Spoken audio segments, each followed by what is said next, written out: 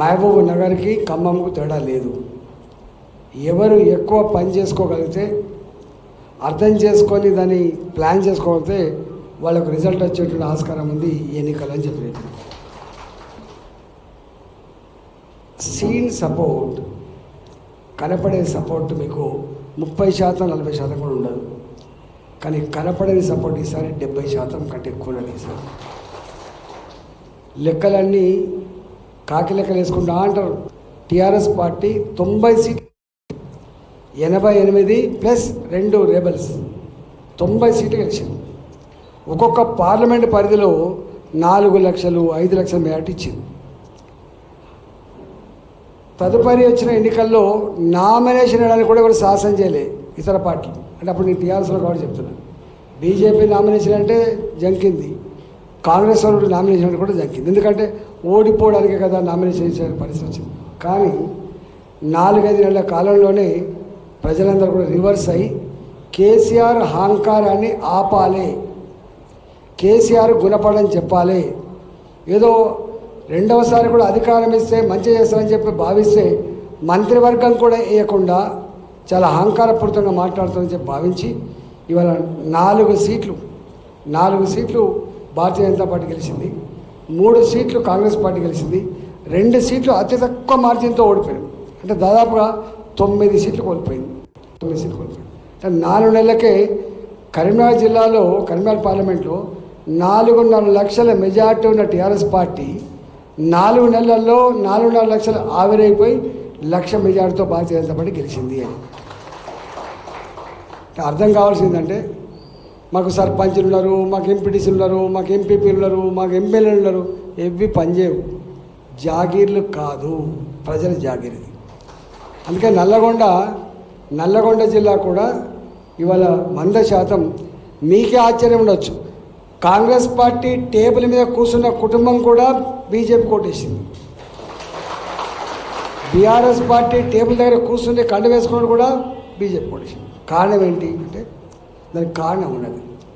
మోడీ గారి ఉపన్యాసాలకు ప్రేరితులు కాలేవి, బాయ్ చెప్తే కాలే, మన మీద ఆశ పెడితే కాలే. 10 సంవత్సరాల కాలంలో నరేంద్ర మోడీ గారు దేశ యావత్ ప్రజానికం హృదయాల్లో చోటు సంపాదించుకున్న బిడ్డ మోడీ గారు. దీన్ని ఎవ్వరు కాదన్నారు. ఇవాళ 10 ఏళ్ళు మీకు తెలుసు, ఒకసారి కౌన్సిలర్ అయితే నెగిటివ్ అవుతుంది, 5 ఏళ్ళ తర్వాత మళ్ళీ ఎన్నికల మీద నెగిటివ్ ఉంటుంది. కానీ 10 ఏళ్ళ తర్వాత ఇవాళ మోడీ గారు 370 సీట్లు గెలిపించి ఇస్తామని చెప్పి ప్రజలు భావిస్తాను. फिर एक बार మోడీ సర్కార్, అబ్కి బార్ 400 పార్. కారణాలు అనేకం ఉన్నాయి, దాని జోలికి నేను పోను. కానీ ఒక 4 ఇష్యూస్ చెప్పిపోతాను. ఇంతకుముందు మా మిత్రుడు ఎంపీ గారు కొన్ని విషయాలు చెప్పాడు. కాంగ్రెస్ పార్టీకి మనకు తేడా ఏంటి అని చెప్తే నక్కకు నాగలోకానికి తేడా అని వాటికి చెప్తున్నాం. కానీ అది కేవలం మాటలు కాదు. ఇంతమంది చెప్పినట్టుగా 76 ఎయిర్పోర్ట్లు ఉంటే 153 ఎయిర్పోర్ట్ నిర్మాణమైన విత్ ఇన్ 14 డేస్లో. 1947 to 2014 all India institute of medical sciences 3 ఉంటే మోడీ గారి 10 సంవత్సరాల్లో 16 ఎక్స్ట్రా ఇచ్చిన సందర్భం. All India institute of medical sciences 16 ఇచ్చింది. ఇవాళ జమ్మూ అండ్ కాశ్మీర్, ఇతర నార్త్ ఈస్టర్న్ స్టేట్స్, దాని 7 సిస్టర్ స్టేట్స్ అంటారు.